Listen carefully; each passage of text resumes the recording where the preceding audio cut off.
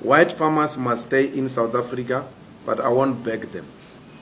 I won't be on my knees begging white farmers to stay in South Africa. But they must stay. If they want to stay, they are more than welcome. Like all South Africans, there's nothing special about them. Nothing. To ask me about, do I see value in the white farmers in South Africa, is to ask me about white privilege. I'm not going to glorify it. I see value in all South Africans. White, black, Indian, coloreds. All of us. I value you. I want you to contribute in the growth of the economy. There's nothing special about white farmers. There's nothing special about white people. The sooner we do that, away with that mentality, the better. I have no problem with white people at all. I have a problem with them being treated special. I have a problem with privilege. That's my problem. That when I say something, it's wrong. But when it gets to be said by a white person, it's right. I complained about Indians and how they are treating our people.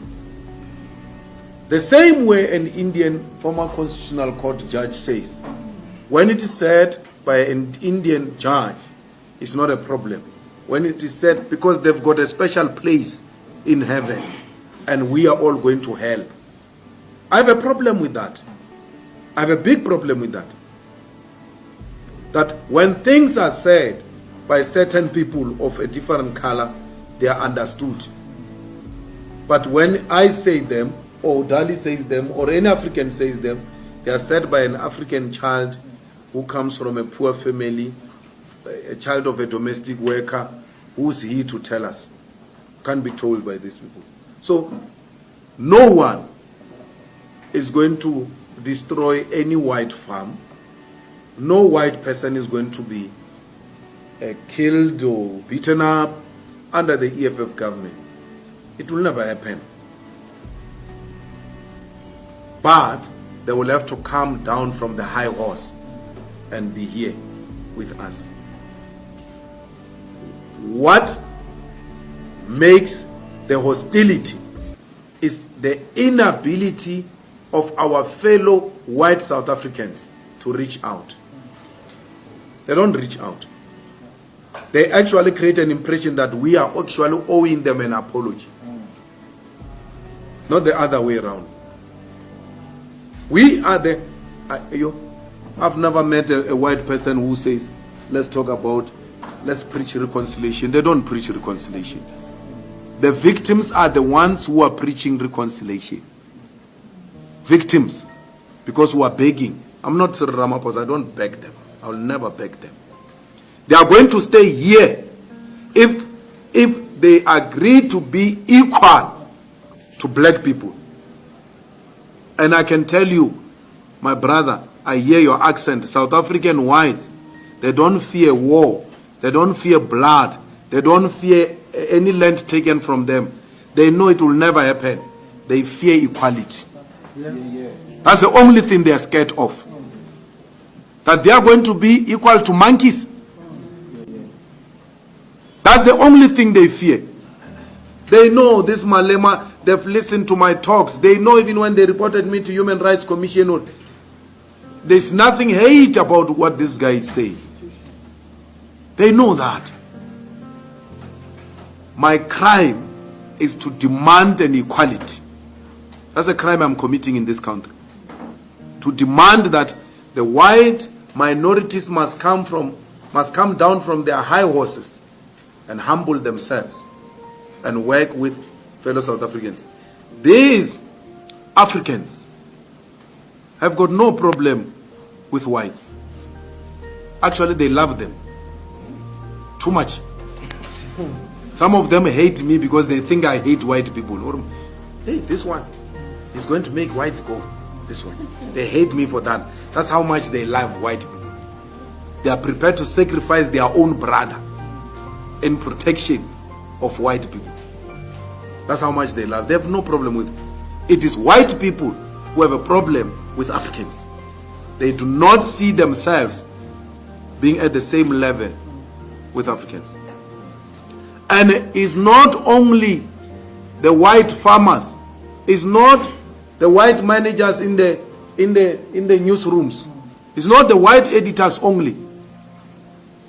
Go to the Supreme Court of Appeal in the judiciary. I sit in the JSC there.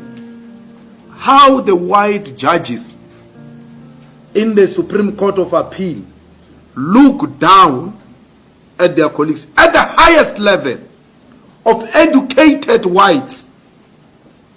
Don't think it's just a child of a farmer who has a problem with black people. An educated white judge at the highest level has got a problem with an educated and over-educated African judge.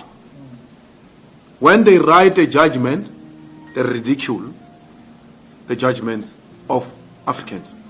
When an African or a colored wants to make reference to the best reported judgment of an African, they say, no, don't use that. Use this one. They give you an alternative white reported judgment at the highest, second highest court. That's how difficult it is. Our black brothers have got no problem with white people. White people have got problem with us. No one is good. No one here. And some of us were even privileged because with the money we're getting in parliament, we've taken our children to private schools. Because there's no public school here in South Africa. Schools have collapsed. They befriend white kids. They bring them there in our houses. When we slaughter, we must start slaughtering with these friends of our kids. Do you think our children are going to allow that? We are building a completely new society where black and Africans are embracing one another. The problem is this old age. They have a big problem, those guys. Because they know the privilege of apartheid. The young ones don't know the privilege of apartheid. They know the privilege of being called a madam and a boss. And then calling older women girls and older men boys. They know that privilege. And today is no more. That's what offended them. So I'm not going to beg them to stay here. I'm not begging anyone, especially white people. If they want to go, they can go. At least they've got somewhere to go. We don't have anywhere to go if things don't go right. We've got only here to go. So any white that says I'm going, you must know their loyalty is not with us because they've got 2 passports. They are not South Africans. They are half South African, half British. They can go. They must live quietly. Hack. Restart.